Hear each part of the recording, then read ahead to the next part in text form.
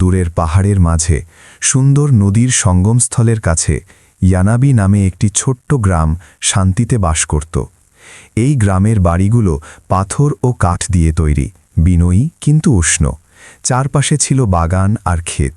গ্রামের মানুষরা ভালোবাসা, সহযোগিতা এবং শান্তিতে জীবনযাপন করত। এই গ্রামে গিয়াস নামে এক অবিবাহিত যুবক বাস করত। সে ছিল লম্বা, সুন্দর চেহারার, তার চোখে ছিল বুদ্ধি আর স্বচ্ছতার এক ডিউটি, আর তার আশ্বস্তকারী হাসি যে দেখত সেই স্বস্তি পেত। সে গ্রামের অন্য যুবকদের মতো ছিল না, যারা খেলাধুলা ও আমোদে সময় কাটাত। সে ছিল ভিন্ন, শান্ত এবং পুরনো বইয়ের মধ্যে থাকতে পছন্দ করত। তার আরও একটি শখ ছিল যা তাকে অন্যান্য রাখালদের থেকে আলাদা করেছিল। সে বাঁশি নিখুঁতভাবে বাজাতে পারত। সূর্যাস্তের সময় সে পাহাড়ের পাদদেশে বসত, বাঁশি ঠোঁটে তুলত, আর তা থেকে দুঃখী শান্ত সুর বেরিয়ে আসত, যা বাতাসের সাথে ভেসে যেত এবং পাহাড়ে ছড়িয়ে পড়ত। রাখাল, পাখি এবং এমনকি বাচ্চারাও থমকে যেত তার সুর শুনতে।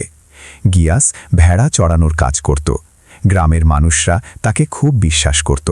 তারা নিশ্চিন্তে তাদের পাল তার হাতে তুলে দিত, কারণ সে সেগুলোকে এমনভাবে যত্ন নিত যেন সেগুলো তার নিজের ভেড়া। সে ভোরবেলা সবুজ চারণভূমিতে যেত এবং সূর্যাস্তের সময় ফিরে আসত, আর পাল থাকত সুশৃঙ্খল ও শান্ত, কোনো কিছুর অভাব হতো না। সবাই তার সততা ও নিষ্ঠার প্রশংসা করত। কিন্তু তাকে আলাদা করার মতো একটি জিনিস ছিল। সে তার ভেড়াদের বাঁশির নির্দিষ্ট সুরে অভ্যস্ত করে তুলেছিল। একটি সুর তাদের বুঝিয়ে দিত যে ফিরে আসার সময় হয়েছে, অন্য একটি সুর শেখাত যে নদী থেকে জল পান করার জন্য যেতে হবে, এবং আরেকটি সুর ছিল স্থান পরিবর্তনের জন্য। এভাবে ভেড়াদের নেতৃত্ব দিতে ও চড়াতে তার কোনো অসুবিধা হতো না। তবে একটি ছোট কালো রঙের ভেড়া ছিল যে এই সুরগুলোর প্রতি বশ্যতা স্বীকার করত না। তবুও গিয়াস তাকে একটি বুদ্ধিমান ভেড়া মনে করত এবং তাকে বিশেষ স্নেহ করত।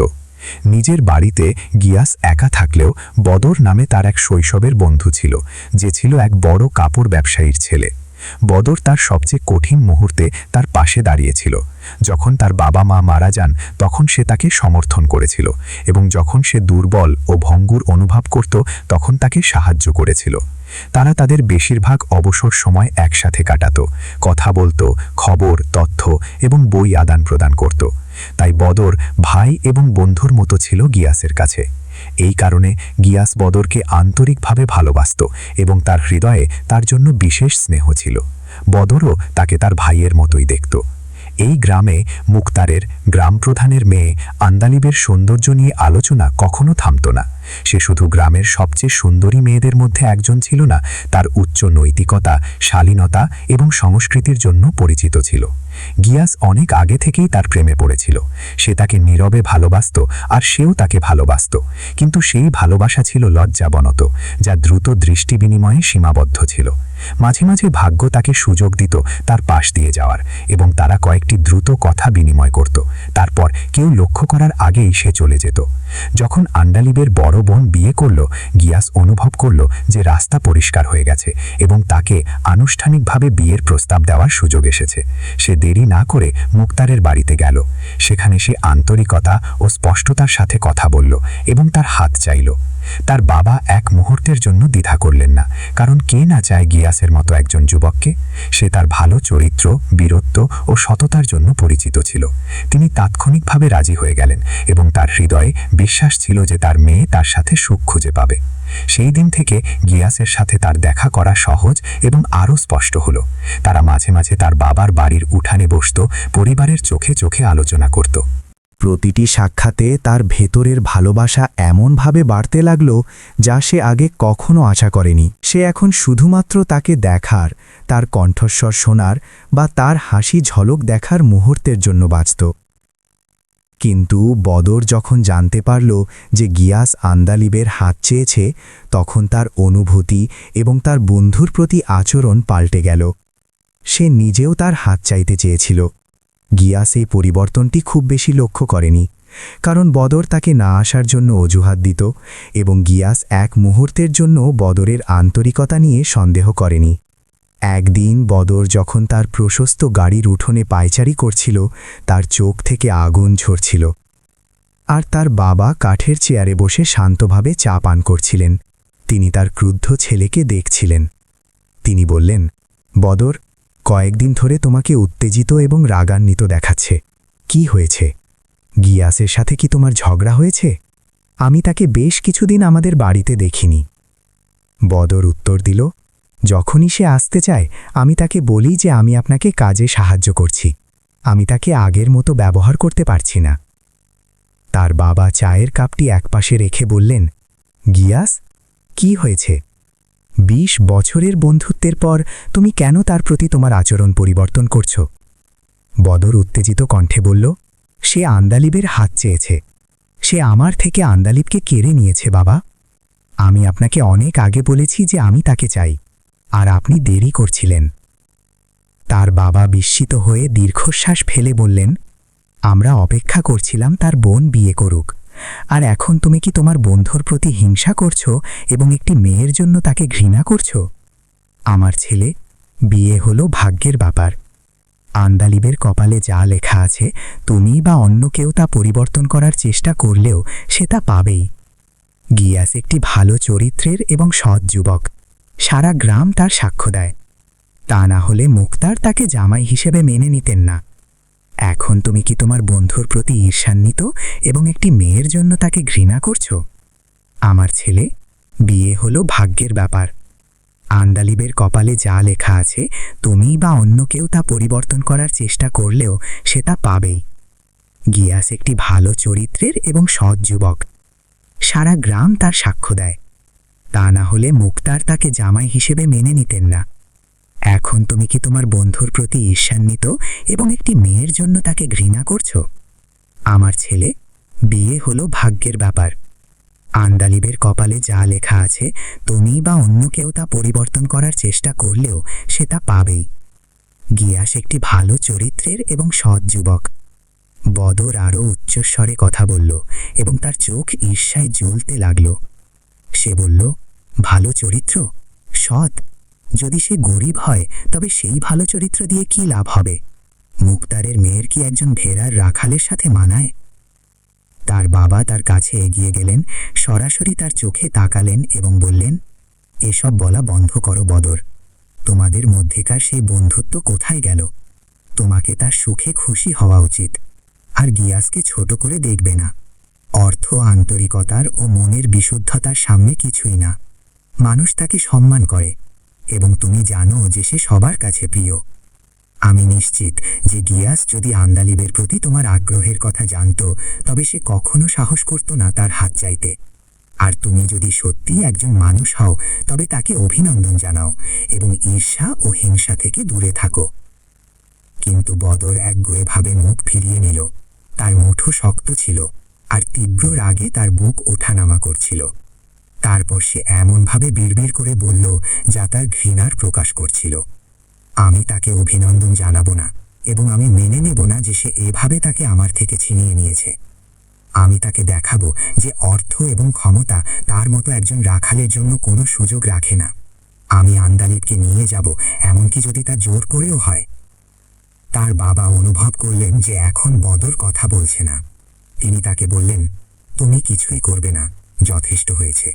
গিয়াস আন্দালিবের হাত চেয়েছে কারণ সে তাকে ভালোবাসে, আর তুমি তাকে চাও কারণ সে তোমার সামাজিক মর্যাদার সাথে মানানসই। দুটির মধ্যে অনেক পার্থক্য। তোমার খারাপ চিন্তাগুলো এখানে বন্ধ করো।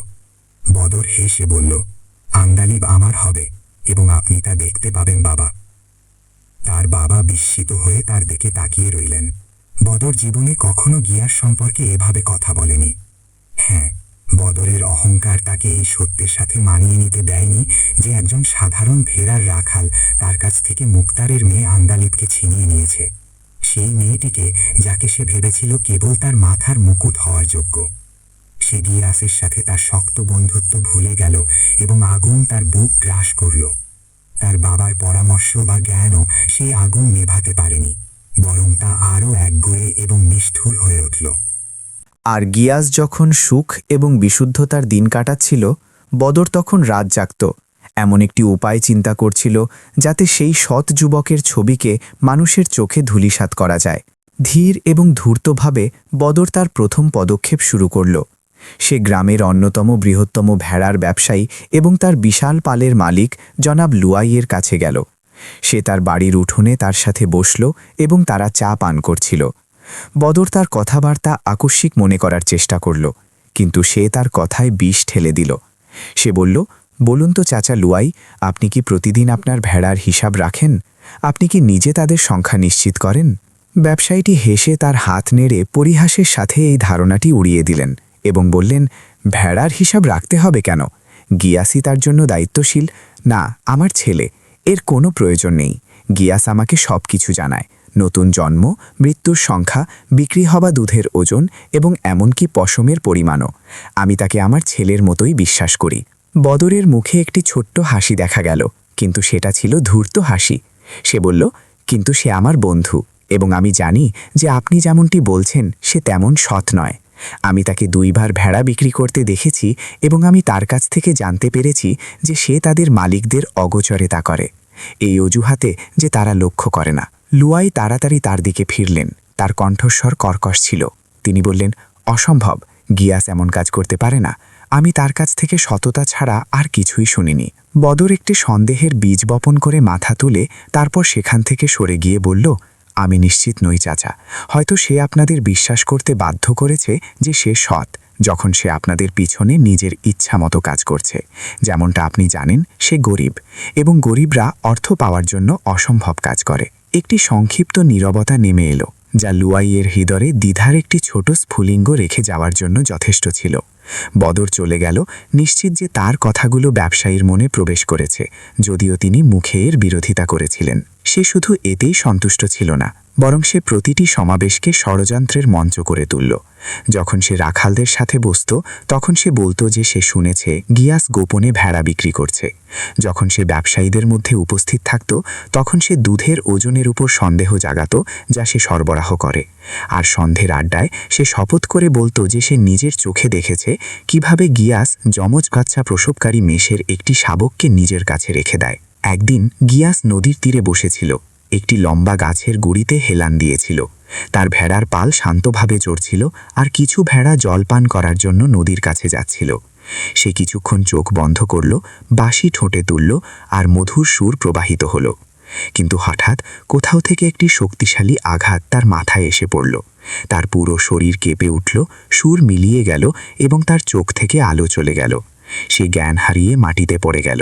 কতক্ষণ কেটেছে তা সে জানতে পারল না, কিন্তু সে কষ্ট করে চেতনা ফিরে পেতে শুরু করল। সে ধীরে ধীরে চোখ খুলল এবং দেখল যে সূর্যের আলো ডুবতে শুরু করেছে। সে তার মাথায় হাত দিল এবং তীব্র তাপ ও ব্যথা অনুভব করল। তার মাথা থেকে রক্ত ঝরছিল। সে হতবুদ্ধি হয়ে চারপাশে তাকালো। তার চোখ তার ভেড়াদের খুঁজছিল। তারা কোথায় গেল? কিছুক্ষণ আগে তারা তার সামনে চড়ছিল আর এখন তাদের কোনো চিহ্ন নেই। সে টলতে টলতে উঠে দাঁড়ালো। তার মাথায় ঘূর্ণি থাকা সত্ত্বেও সে সব দিকে তাকাতে শুরু করল। তার হৃদস্পন্দন দ্রুত হয়ে গেল। সে বিপদগামী পদক্ষেপে দৌড়াতে লাগল। তারপর তার বাঁশি নিল এবং একটি বিশেষ সুর বাজাতে শুরু করল, যে সুরে তার ভেড়ারা অভ্যস্ত ছিল যখন সে তাদের ডাকত। কিন্তু জায়গাটি ছিল পুরোপুরি নীরব। কেবল তার শব্দের প্রতিধ্বনি এবং গাছের মধ্য দিয়ে প্রবাহিত বাতাস ছাড়া আর কিছুই তার উত্তর দিল না। সে আরও দৌড়ালো, প্রতিটি কোণ, প্রতিটি সংকীর্ণ পথ এবং প্রতিটি দূরের ছায়া তল্লাশি করল, কিন্তু কোনো লাভ হলো না। সে তার সামনে কেবল সেই ছোট কালো ভেড়াটিকে দেখতে পেল, যা তার দিকে দৌড়ে আসছিল যেন কিছুই ঘটেনি। গিয়াস হতবাক হয়ে দাঁড়িয়ে রইল। তার শ্বাস নিতে কষ্ট হচ্ছিল, তার শরীর থেকে ঘাম ঝরছিল, তার হৃদয়ে দমবন্ধ এবং লজ্জা তাকে গ্রাস করছিল। সে গ্রামের লোকদের কাছে কিভাবে ব্যাখ্যা করবে কি ঘটেছে? সে কিভাবে তাদের মুখোমুখি হবে যখন তাদের আমানত তার হাতে হারিয়ে গেছে? কে সাহস করল তাকে আঘাত করতে এবং তার ভেড়া চুরি করতে? গিয়াসের পদক্ষেপ ছিল ভারী, যেন পৃথিবী তাকে নিচের দিকে টেনে নিচ্ছিল। সে তার ক্লান্ত শরীরকে প্রতিটি পদক্ষেপে টেনে নিচ্ছিল, সাথে তার হতাশাও বহন করছিল। তার মুখ থেকে রক্ত, ঘাম ও অশ্রুর সাথে মিশে যাচ্ছিল, যা সে থামাতে পারছিল না। তার পিছনে কালো ভেড়াটি তাকে অনুসরণ করছিল, যেন সে তার মালিকের যন্ত্রণা অনুভব করছে। রাত গ্রামে হামাগুড়ি দিতে শুরু করল। বড় চত্বরে ভেড়ার মালিকরা উদ্বেগ এবং বিচলিত ফিসফিসানি বিনিময় করতে জড়ো হয়েছিল। গিয়াস তার ফিরে আসার সময় কখনো দেরি করেনি। মুক্তার নিজেও দাঁড়িয়েছিলেন, তার চোখ দিগন্তে স্থির ছিল এবং ভয়ে পূর্ণ ছিল। কিন্তু এই উদ্বেগের মাঝে সন্দেহপূর্ণ কিছু কণ্ঠস্বর বেড়ে উঠল। একজন লোক বলল, আর যদি সে পাল নিয়ে পালিয়ে যায়? আরেকজন ফিসফিস করে বলল, এই সুযোগের জন্যই কি সে অপেক্ষা করছিল না? কে আমাদের নিশ্চয়তা দেবে যে সে সেগুলো বিক্রি করেনি? এই কথাগুলো শুনে মুক্তারের হৃদয় কেঁপে উঠল। তিনি তাদের দিকে চিৎকার করে বললেন, তোমরা কি বলছো? আমরা গিয়াস নিয়ে কথা বলছি। গিয়াস কি কখনো এমন কাজ করেছে? বদর মন্তব্যগুলো শুনছিল এবং ভেতরে ভেতরে হাসছিল, কারণ সে জানত যে সে গিয়াসের প্রতি সন্দেহ জাগাতে পেরেছে। হঠাৎ গিয়াস তাদের দিকে নিজেকে টেনে নিয়ে আসছিল। যখন তারা তাকে দেখল, কিছুক্ষণের জন্য নীরবতা নেমে এলো। তার দৃশ্য হৃদয় বিদারক ছিল, যেন সে পরাজিত যুদ্ধ থেকে ফিরে এসেছে। মুক্তার এবং বদর তার দিকে দৌড়ে গেল। তার পড়ে যাওয়ার আগেই বদর তার হাত বাড়িয়ে দিল এবং ভয় পাওয়ার ভান করল। কিন্তু লোকেরা বিভক্ত হয়ে গেল। কেউ তাকে ভেড়া সম্পর্কে প্রশ্ন করছিল, আবার কেউ তার কাছে তার খবর জানতে এগিয়ে আসছিল। কোথায় পাল গিয়াস? কে তোমাকে এই কাজ করল? তুমি কি ঠিক আছো? কিন্তু সে মাথা তুলল না। লজ্জা এবং বিভ্রত বোধে মাথা নিচু করল। তার কণ্ঠস্বর আটকে যাচ্ছিল। আমাকে আঘাত করা হয়েছিল, আর আপনাদের ভেড়া চুরি হয়ে গেছে।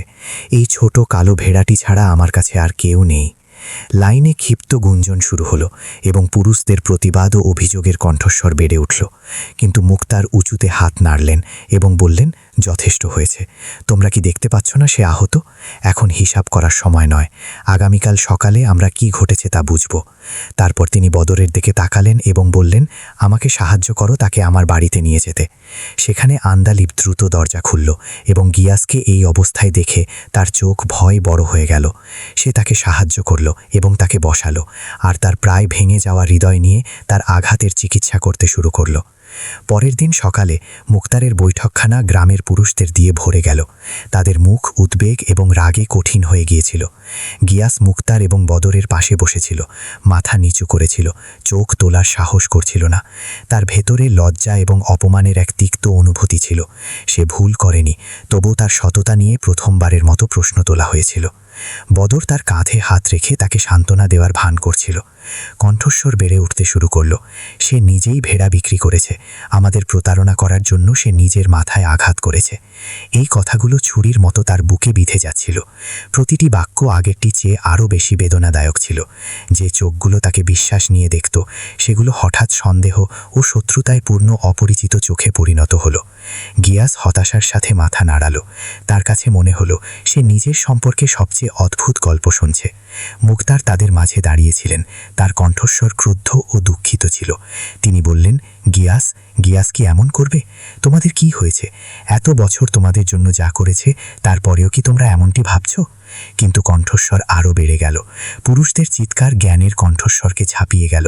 সে আমাদের বছরের পর বছর ধরে প্রতারণা করেছে। সে আমাদের বোঝাতে চেয়েছিল যে সে সৎ, যাতে আমরা তাকে উপেক্ষা করি। তার আর আমাদের মধ্যে কোনো স্থান নেই, তাকে বহিষ্কার করা উচিত। গিয়াসের হৃদয় কেঁপে উঠল।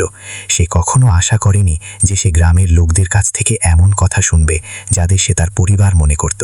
সে হঠাৎ উঠে দাঁড়ালো এবং তার কণ্ঠস্বর উঁচু করল, যা তাদের চিৎকারের চেয়েও উচ্চস্বরে ছিল। আমি আপনাদের প্রতারণা করিনি। আপনাদের ভেড়া আমার কাছ থেকে চুরি হয়ে গেছে। আমি আহত হয়েছিলাম এবং জ্ঞান হারিয়েছিলাম। যখন আমার জ্ঞান ফিরল, আমি একটি ভেড়া ছাড়া আর কিছুই খুঁজে পাইনি। আমি তাদের খুঁজে বের করতে পারিনি, কিন্তু আমি আপনাদের সাথে কখনো মিথ্যা করিনি এবং যা আমার নয় তাতে হাত দেইনি। কিন্তু কিছু লোক তাকে ক্ষমা করল না। অপমান শুরু হলো। তুমি মিথ্যাবাদী, তুমি আমাদের জীবিকা নষ্ট করেছ, আমাদের মাঝে তোমার থাকাটা লজ্জার। মুক্তার শক্তিতে তার হাত তুলেছিলেন এবং তাদের চুপ করতে আদেশ দিয়েছিলেন। তার কণ্ঠস্বর বৈঠকখানা জুড়ে প্রতিধ্বনিত হলো, যথেষ্ট হয়েছে। আমি তোমাদের বলেছি যে আমি গিয়াসকে বিশ্বাস করি। যে কেউ তাকে সন্দেহ করতে চায় সে প্রমাণ নিয়ে আসুক, কারণ আমার কাছে কথার কোনো ওজন নেই।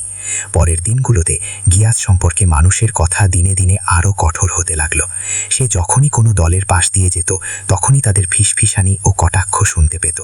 কেউ কেউ ব্যঙ্গ করে হাসত। সে মাথা নিচু করে হাঁটত, চোখ এড়িয়ে যেত এবং তার নির্দোষতা সত্ত্বেও নিজের উপর লজ্জিত হতো। তার বন্ধু বদর যদি এই মুহূর্তে তার পাশে না দাঁড়াতো, তবে সে চিন্তায় পাগল হয়ে যেত। একদিন সে আর সহ্য করতে পারল না।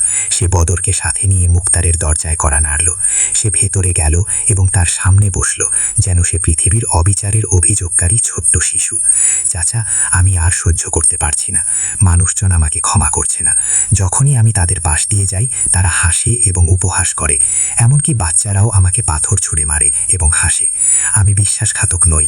আমি আপনার কাছে শপথ করছি, আমি বিশ্বাসঘাতক নই। মুক্তার তার কাছে এগিয়ে গেলেন, তার কাঁধে হাত রাখলেন এবং তাকে আশ্বস্ত করলেন। তিনি বললেন, শান্ত হও আমার ছেলে, চিন্তা করো না। আমি তোমাকে ভালোভাবে জানি এবং তোমার সততা ও আন্তরিকতা জানি। যদিও মোক্তারের কথাগুলো উষ্ণ ছিল, তবুও তা গিয়াসের চারপাশের দুঃখের প্রাচীর ভেদ করতে পারল না।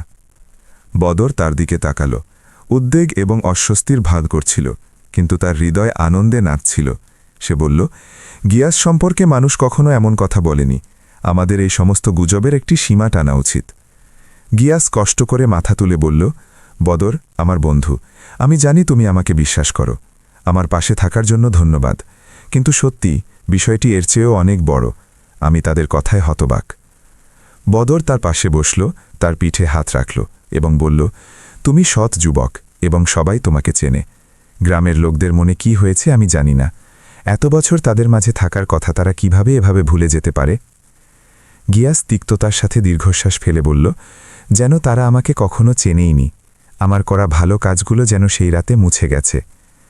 বদর দুঃখের সাথে হাসল এবং বলল, সত্য কখনো হারিয়ে যায় না আমার বন্ধু।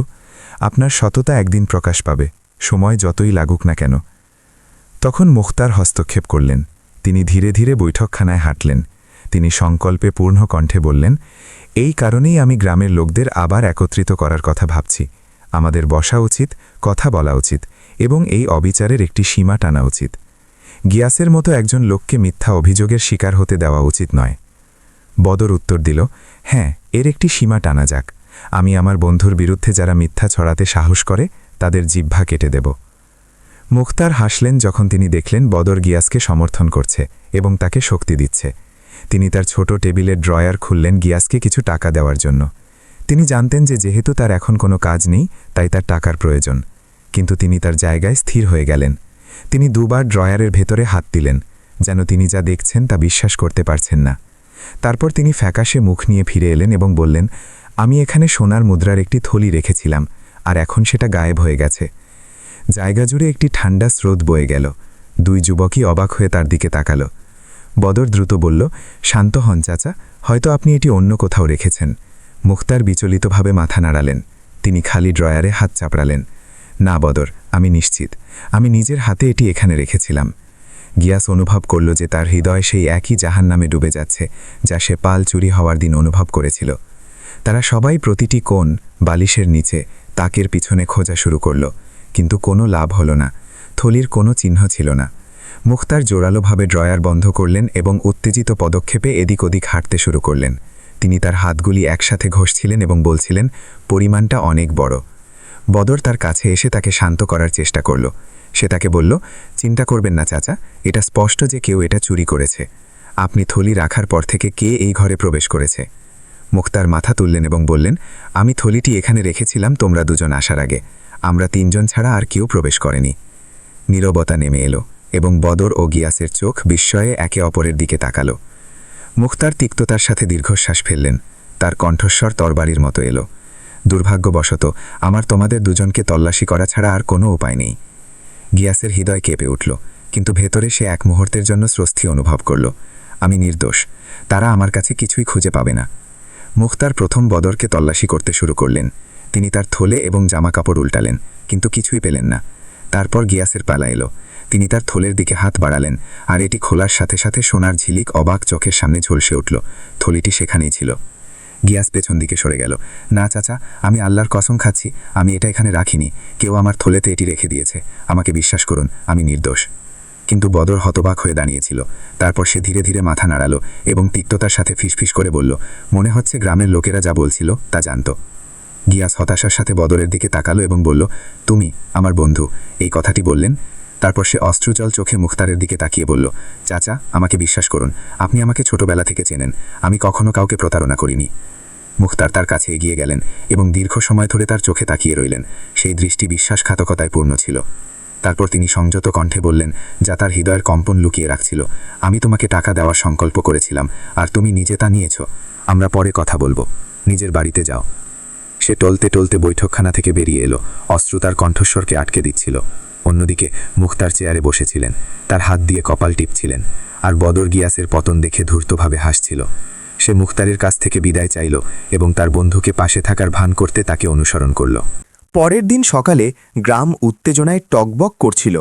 ভোর হওয়ার আগেই বদর গল্পটি বলার পর তা প্রতিটি বাড়িতে এবং গলিতে ছড়িয়ে পড়েছিল। লোকেরা বিষাক্ত জীব দিয়ে গল্পটি বলছিল, আর প্রত্যেকে তাতে এমন একটি বিস্তারিত তথ্য যোগ করছিল যা আগুনকে আরও বাড়িয়ে দিচ্ছিল। বৈঠকখানা গ্রামের পুরুষদের দিয়ে ভরে গেল, আর মুক্তার বৈঠকের প্রধান আসনে বসলেন। এক বৃদ্ধ তার কণ্ঠস্বর উঁচু করে বললেন, এই যুবককে আর সহ্য করার মতো শক্তি আমাদের নেই। সে আমাদের ভেড়া হারিয়েছে, আর এখন সে মুক্তারের সোনা চুরি করেছে। তাকে দিয়ে আমাদের কি লাভ? তারপরে উচ্চস্বরের কণ্ঠস্বর তাকে অনুসরণ করল, তাকে গ্রাম থেকে বহিষ্কার করো। বিশ্বাসঘাতকদের জন্য আমাদের মাঝে কোনো স্থান নেই। সে লজ্জা নিয়ে এসেছে আমাদের জন্য যে সে মুক্তারের বাড়ি থেকে চুরি করেছে। মুক্তার দীর্ঘক্ষণ নীরব রইলেন, তারপর মাথা নিচু করলেন এবং বললেন, আমি অনেক চিন্তা করেছি এবং গিয়াসকে গ্রাম ছেড়ে চলে যাওয়া ছাড়া আর কোনো সমাধান আমি দেখছি না। শুধু তাই নয়, আমি গিয়াসের সাথে আমার মেয়ে আন্দালিবের বিয়ে হতে দেব না। আমার মেয়ে তার মতো একজন মানুষের সাথে সম্পর্কযুক্ত হবে না। এই কথাগুলো বজ্রপাতের মতো আঘাত করল। উপস্থিত কয়েকজন দম নিলেন, অন্যরা স্বস্তির সাথে হাসল, যেন এই সিদ্ধান্তে তারা সান্ত্বনামূলক প্রতিশোধ পেয়েছে। সেই মুহূর্তে বৈঠকখানার দরজায় জোরালো আঘাতের শব্দ হল। সবাই ঘুরে তাকালো এবং দেখল গিয়াস দেহের কাঠামোতে দাঁড়িয়ে আছে। তার মুখ ফ্যাকাশে এবং তার চোখ রাত জেগে ও অশ্রুতে লাল হয়ে আছে। সে দ্বিধা নিয়ে ভেতরে প্রবেশ করল এবং তার কণ্ঠস্বর কষ্ট করে বেরিয়ে এলো, ওহে মানুষজন, যাদের আমি আমার হাত ও আমার হৃদয় দিয়ে সেবা করেছি, এই কি আমার পুরস্কার? আমি আল্লাহর কসম খাচ্ছি, আমি কখনো চুরি করিনি, না আপনাদের পাল, না মুক্তারের সোনা। আমি শপথ করছি, আমি নির্দোষ। কণ্ঠস্বরের একটি গোলমাল শুরু হলো, তাকে তিরস্কার করছিল এবং চিৎকার করছিল, মিথ্যা বলা বন্ধ করো। তুমি যদি নির্দোষ হতে তবে তোমার কাছে সোনা পাওয়া যেত না। বেরিয়ে যাও, এখান থেকে বেরিয়ে যাও গিয়াস, তুমি নিজের ওপর লজ্জা এনেছো। গিয়াস তাদের কোলাহলের মাঝেও গলা উঁচু করে বলল, আমি কসম করে বলছি, কেউ আমার থলেতে ওই ব্যাগটি ঢুকিয়ে দিয়েছিল। আমি জানি না কিভাবে বা কে করেছে, কিন্তু আমি বিশ্বাসঘাতক নই। মুক্তার উঠে দাঁড়ালেন, হাত তুলে সবাইকে শান্ত করলেন, তারপর গিয়াসের দিকে ফিরতিহীন স্থির দৃষ্টিতে তাকালেন। যথেষ্ট হয়েছে গিয়াস, আমি সিদ্ধান্ত নিয়েছি। আমাদের গ্রাম থেকে বেরিয়ে যাও এবং আজকের পরে আর কখনো ফিরে আসবে না। গিয়াসের ভেতরে কিছু ভেঙে গেল, তার হৃদয় ছিন্ন ভিন্ন হয়ে গেল। তারপর মুক্তার তার মেয়েকে ডাকলেন, যার চোখ কান্নায় লাল ছিল। আন্দালিব সেই চুড়িটি তার হাতে রাখল, যা গিয়াস তার বাবাকে বিয়ের প্রস্তাব দেওয়ার সময় কিনে দিয়েছিল। গিয়াস দুঃখের সাথে চুড়িটির দিকে তাকালো এবং একটি শব্দও বলার সাহস পেল না। সে ধীরে ধীরে ঘুরে দাঁড়ালো এবং বৈঠকখানা এবং পুরো গ্রাম ছেড়ে বেরিয়ে গেল। তার একমাত্র কালো ভেড়াটি তাকে অনুসরণ করছিল, আর পিছন থেকে ভেসে আসা মানুষের কণ্ঠস্বর তার কানে তীরের মতো বিচ্ছিল, ও একজন বিশ্বাসঘাতক, চোর, আমাদের জন্য লজ্জা। নদীর ধারে বসে সে জলের ওপর প্রতিফলিত তার চেহারার দিকে তাকালো, যেন সে অপরিচিত এক ব্যক্তিকে দেখছে। তার চেহারা শুকনো রক্তে ঢাকা ছিল। সে নিজের মনে বিড়বিড় করে বলল, কোথায় যাব, কিভাবে নিজেকে নির্দোষ প্রমাণ করব? সেই মুহূর্তে তার সাথে থাকা একমাত্র ভেড়াটি নড়াচড়া করল এবং তীক্ষ্ণ শব্দে চিৎকার করে উঠল, তারপর দৌড়ে দূরে চলে গেল। গিয়াস ঝট করে উঠে দাঁড়ালো, তার হৃৎস্পন্দন বেড়ে গেল। কোথায় যাচ্ছিস? থাম ওরে ছোট। সে অনেকটা পথ তার পিছনে দৌড়ালো। হাঁপাতে হাঁপাতে সে দূর থেকে 3 জন ছোট রাখালকে ভেড়ার পালের পাশে বসে থাকতে দেখল।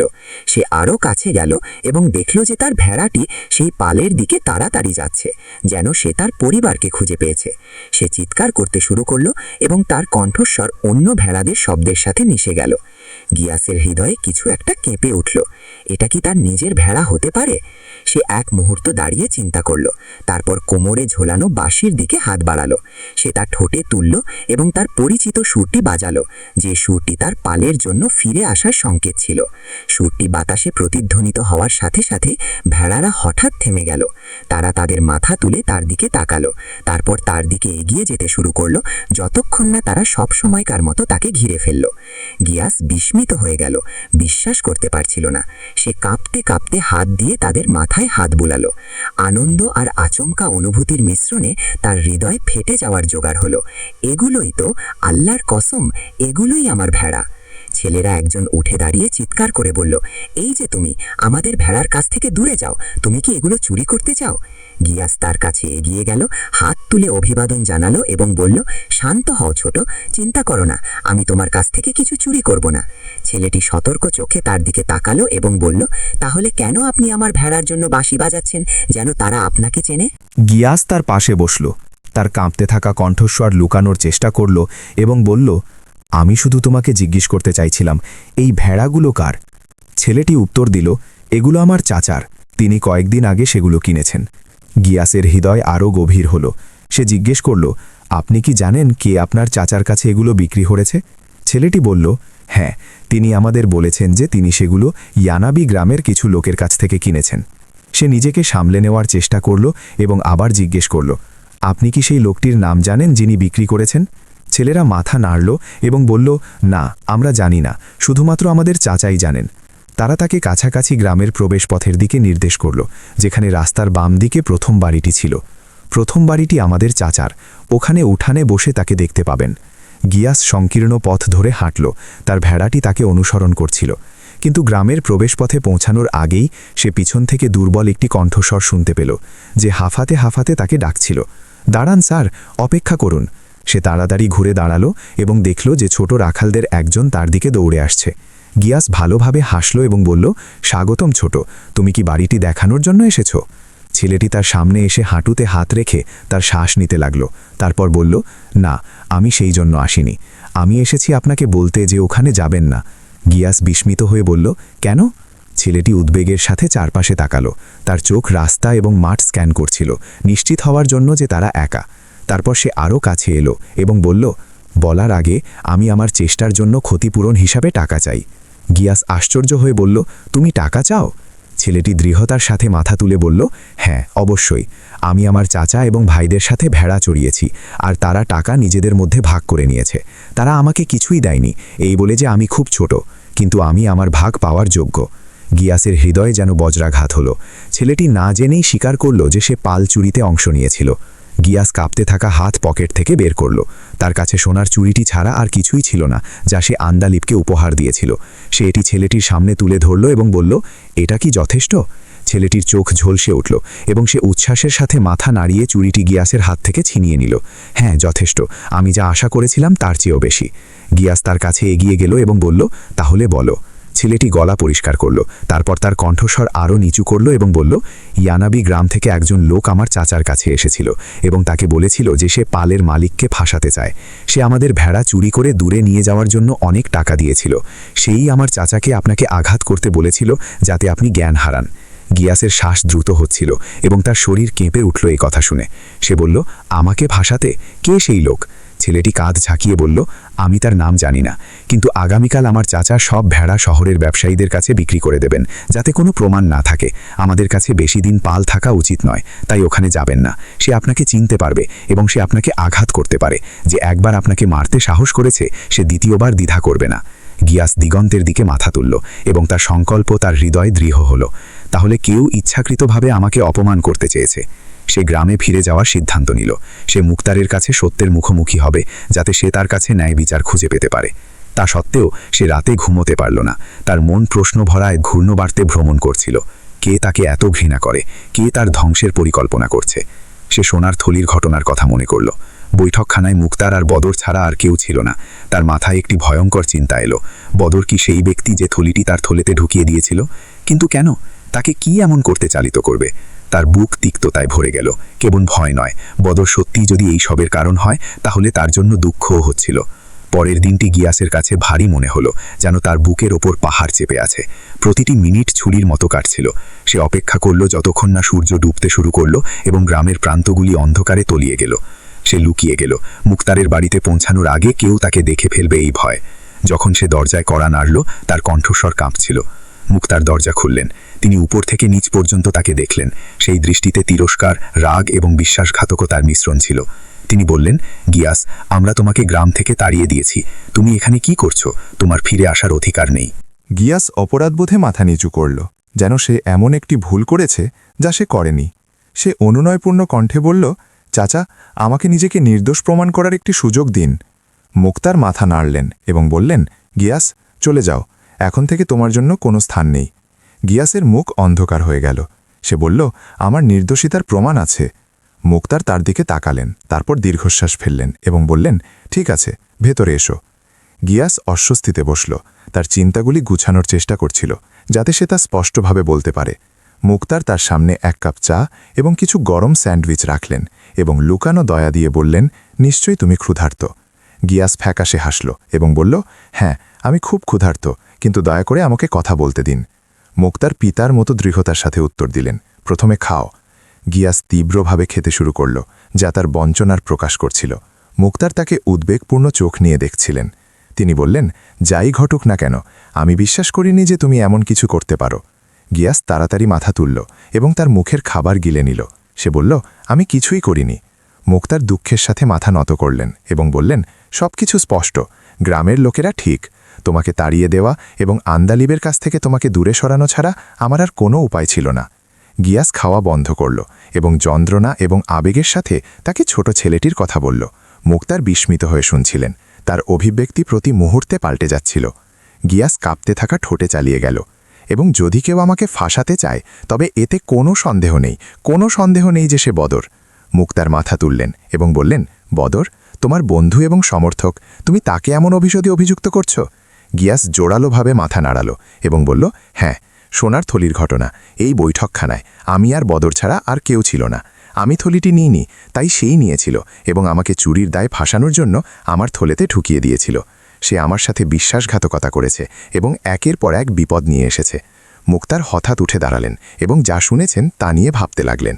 তিনি আটকে যাওয়া কণ্ঠে বিড়বিড় করে বললেন, না, কেন বদর এত খারাপ হবে? তারপর তিনি হঠাৎ থামলেন এবং গিয়াসের দিকে ফিরলেন। তার চোখ অশান্তি এবং সত্যের ভয়ে পূর্ণ ছিল। তুমি এখানে থাকো, আমরা কাউকে তোমার উপস্থিতির কথা বলবো না।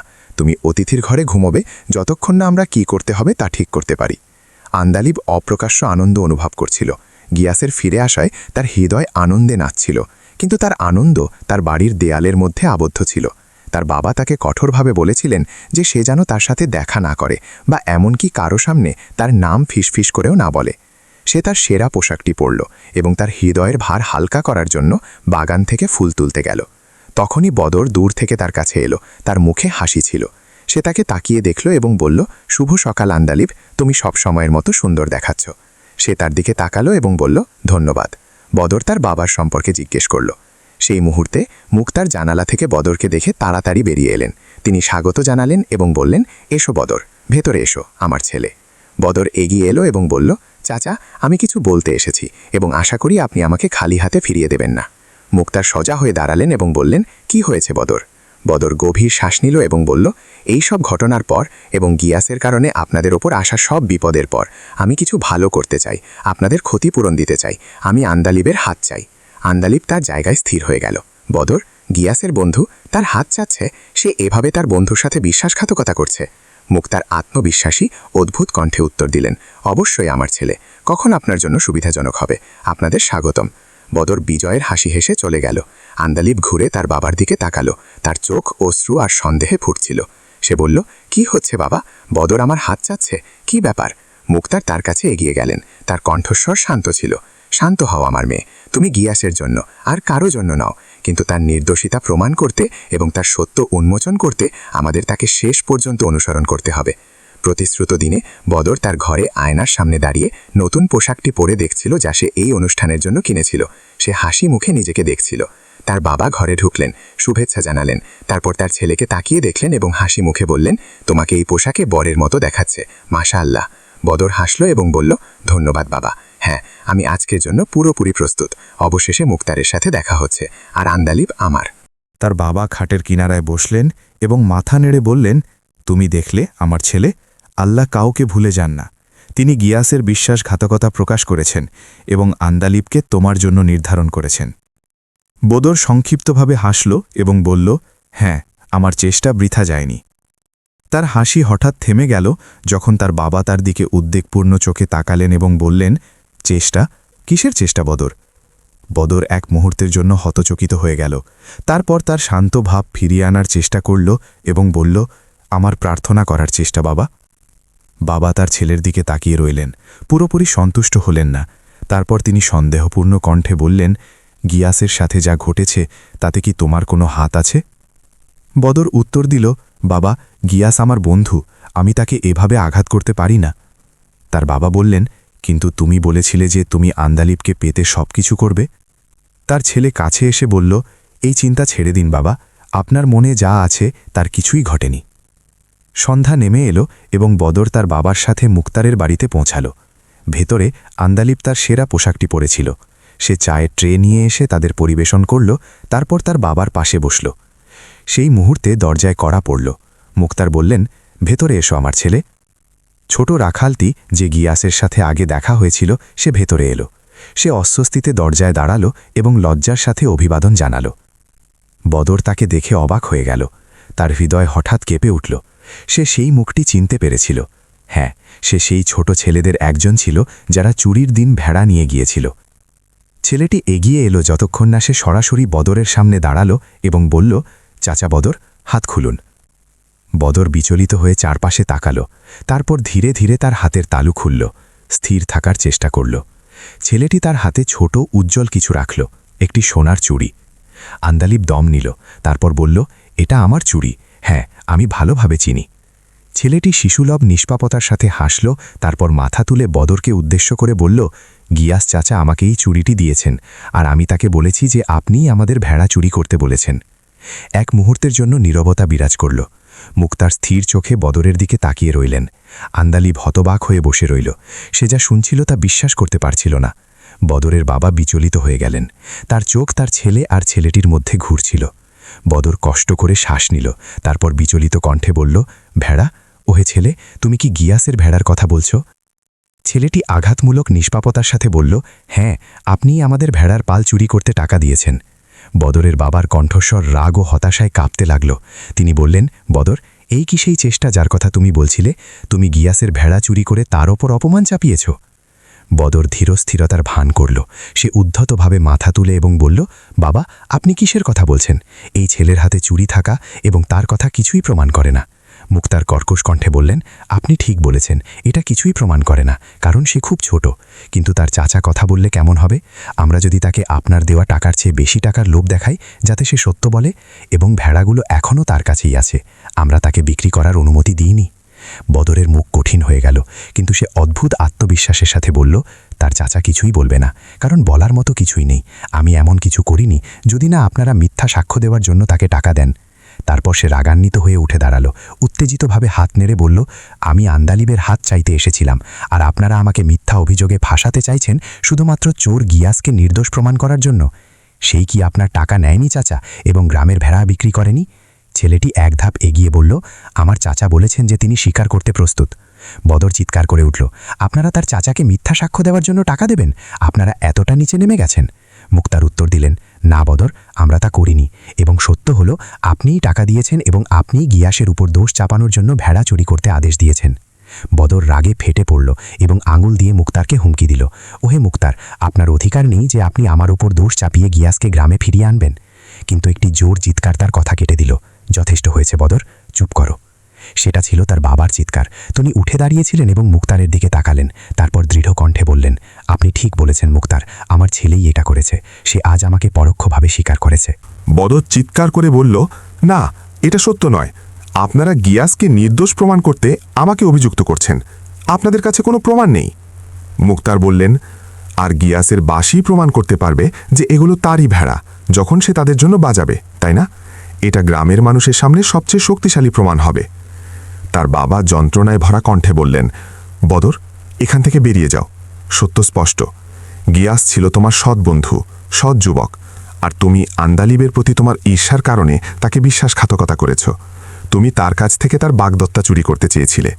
তুমি নিজের এবং আমার জন্য লজ্জা নিয়ে এসেছ। বদরের হাত কেঁপে উঠল। সে প্রথমবারের মতো অনুভব করল যে পৃথিবী তার নিজে ভেঙে পড়ছে। সে আর বলার মতো কিছু খুঁজে পেল না। বিশেষ করে যখন সে আন্দালিবের দৃষ্টি দেখল, যা ঘৃণায় পূর্ণ ছিল, আর মুক্তারের দৃষ্টি, যিনি তাকে কেবল ঈর্ষায় অন্ধ বেপরোয়া যুবক হিসেবে দেখছিলেন। বদরের বাবা মুক্তারের কাছে এলেন এবং ভেঙে পড়া অবস্থায় বললেন, আমি আপনার কাছে ক্ষমা প্রার্থী মুক্তার, আমরা আপনার সিদ্ধান্তের উপর নির্ভর করছি। মুক্তার দুঃখের সাথে মাথা নাড়লেন এবং বললেন, আল্লাহ শয়তানকে অভিশাপ দিন হে আব্বা বদর। তারপর তিনি ছেলেটির দিকে ফিরলেন এবং তাকে গিয়াসকে ডাকতে আদেশ দিলেন। গিয়াস ভেতরে এসে অভিবাদন জানালো, তারপর বদরের দিকে চোখ তুলল এবং কোনো কথা বলল না, কিন্তু তার দৃষ্টিই ছিল তীরের মতো, যা হতাশা এবং গভীর আঘাত বহন করছিল। মুক্তার বললেন, গিয়াস, তোমার শৈশবের বন্ধু বদর তোমার সামনে, সেই তোমার বাগদত্তাকে নিতে চেয়েছিল, তাই তোমাকে ফাঁসানোর জন্য তোমার ভেড়া চুরি করেছে এবং এমনকি টাকার থলির জন্যও তোমাকে অভিযুক্ত করেছে। গিয়াস উত্তর দিল, হ্যাঁ চাচা, কিন্তু তাকে আমার বন্ধু বলবেন না, বন্ধু কখনো এমন কাজ করে না। তারপর মুক্তার যোগ করলেন, তুমিই সিদ্ধান্ত নেবে যে আমরা তাকে কি শাস্তি দেব। বদর এখনও পুরোপুরি ভেঙে পড়েনি, কিন্তু যখন সে গিয়াসের চোখ দেখল, সে সম্পূর্ণরূপে ভেঙে গেল। সে অনুভব করল যে অপমান তার শিরায় প্রবাহিত হচ্ছে এবং সে যা করছিল তার গুরুত্ব বুঝতে পারল। একটি পর্দা তার হৃদয়কে আচ্ছাদিত করেছিল এবং এখন তা সরে গেছে। সে মাথা নিচু করল এবং নিচু ভাঙা কণ্ঠে বলল, আমাকে ক্ষমা করুন, ঈর্ষা আমার চোখ অন্ধ করে দিয়েছিল। এক মুহূর্তের জন্য নীরবতা বিরাজ করল, যতক্ষণ না গিয়াস দুঃখিত হাসি হেসে বলল, আমি তাকে ক্ষমা করে দিয়েছি। আমি তার শাস্তি ঠিক করব না, লজ্জা যা তাকে অনুসরণ করবে তাই তার জন্য যথেষ্ট, কিন্তু আজকের পর আমি তাকে আমার বন্ধু মনে করব না। সে বদরের কাছে এগিয়ে গেল, তার হাত থেকে চুরিটি নিল, তারপর আন্দালিবের দিকে ঘুরল। সে আলতো করে তার হাত তুলল এবং তাকে আবার চুরিটি পরিয়ে দিল। আন্দালিব লজ্জায় মাথা নিচু করল আর তার চোখে জল এসে গেল। গিয়াস মর্যাদাপূর্ণ কণ্ঠে বলল, গুরুত্বপূর্ণ হল সত্য প্রকাশিত হয়েছে এবং আমার নির্দোষিতা প্রমাণিত হয়েছে। খবরটি তাড়াতাড়ি গ্রামের গলিতে ছড়িয়ে পড়ল। যে পুরুষ ও মহিলারা আগে গিয়াসকে উপহাস করেছিল, তারা অবাক, লজ্জিত এবং অনুশোচনার মিশ্রণে চত্বরে জড়ো হতে শুরু করল। কেউ কেউ তাড়াতাড়ি করে সেই যুবকের দিকে তাকালো, যাকে তারা সারা জীবন সৎ এবং বিশ্বাসী বলে জানত। তারা তার কাছে ক্ষমা প্রার্থনা করতে শুরু করল। গিয়াস তাদের ক্ষমা প্রার্থনা গ্রহণ করল, কিন্তু সে বুঝতে পারল যে মানুষের মন খারাপ যা কিছু তাই বিশ্বাস করে। কলঙ্ক ও গুজব, ভালো এবং সৎ যা কিছু তার চেয়ে বেশি মনে প্রবেশ করে। দিন গড়ালো এবং গিয়াস গ্রামে তার স্থান ফিরে পেল। এমনকি সে মানুষের হৃদয়ে আরও শ্রদ্ধেয় এবং প্রিয় হয়ে উঠল। তারা নিশ্চিত হয়েছিল যে সত্য ও সততা হলো এমন আলোর মূল্য যা মিথ্যা বা প্রতারণা দিয়ে নেভানো যায় না। এক শুভ দিনে গিয়াসকে আন্দালিবের সাথে বিয়ে দেওয়া হলো। অনুষ্ঠানটি সাধারণ ছিল, কিন্তু ভালোবাসা এবং আনন্দে পূর্ণ ছিল। গ্রামের সব মানুষ জড়ো হয়েছিল, গান গাইছিল এবং বর কনেকে অভিনন্দন জানাচ্ছিল। গিয়াস আন্দালিবের পাশে বসেছিল আর তার হাতে সেই চুরিটি ছিল যা মিথ্যার উপর সত্যের বিজয়ের প্রতীক হয়ে উঠেছিল। মুক্তার আনন্দের অশ্রু ফেলছিলেন। তিনি হাত তুলে দোয়া করছিলেন যেন আল্লাহ এই বিয়েতে বরকত দান করেন এবং তাদের জীবনকে শান্তি ও ভালোবাসায় পূর্ণ করেন। গ্রামের লোকেরা নাচছিল এবং গান গাইছিল। মশালগুলোর আলো চত্বরকে আলোকিত করছিল আর শিশুরা নিষ্পাপ আনন্দ নিয়ে তাদের চারপাশে দৌড়াচ্ছিল। এক দূরের কোণে বদর একা বসেছিল। তার মুখ ফ্যাকাশে ছিল, তার চোখ গর্তে ঢুকে গিয়েছিল। সে কারো সাথে কথা বলছিল না এবং কেউ তার সাথে বসতে সাহস করছিল না। তার বন্ধুরা এবং যারা তার সাথে মেলামেশা করত তারা তাকে ছেড়ে চলে গিয়েছিল। সে গ্রাম থেকে বিচ্ছিন্ন হয়ে একা বাস করছিল। সে প্রতিদিন তিক্ত কাপের মতো অনুশোচনা পান করছিল। সে দূর থেকে সেই সুখের দিকে তাকাতো যা সে তার ঈর্ষা এবং ঘৃণার কারণে হারিয়েছিল। গিয়াস এবং আন্দালিব ভালোবাসা ও বোঝাপড়ায় পূর্ণ এক শান্ত জীবনযাপন করল। তারা তাদের সন্তানদের সততা, ন্যায় এবং সত্যের উপর মানুষ করল। গিয়াসের বাঁশির সুর যেমনটি ছিল তেমনই শোনা যেত, বরং দুঃখ ও বিষণ্ণতা বহন করার পর তা আশা এবং আনন্দের ধ্বনি হয়ে উঠল। এই সব ঘটনার পর গিয়াস তার কাজে ফিরে এলো, যেমনটি গ্রামের লোকেরা তাকে চিনত, একজন সৎ এবং বিশ্বাসী রাখাল। আর ছোট কালো ভেড়াটি তার ছায়ার মতো তার পিছনে পিছনে হাঁটত, তাকে সর্বদা স্মরণ করিয়ে দিত যে সত্য হয়তো কিছুক্ষণের জন্য অনুপস্থিত থাকতে পারে, কিন্তু শেষ পর্যন্ত তা ফিরে আসে বিজয়ী হবার জন্য।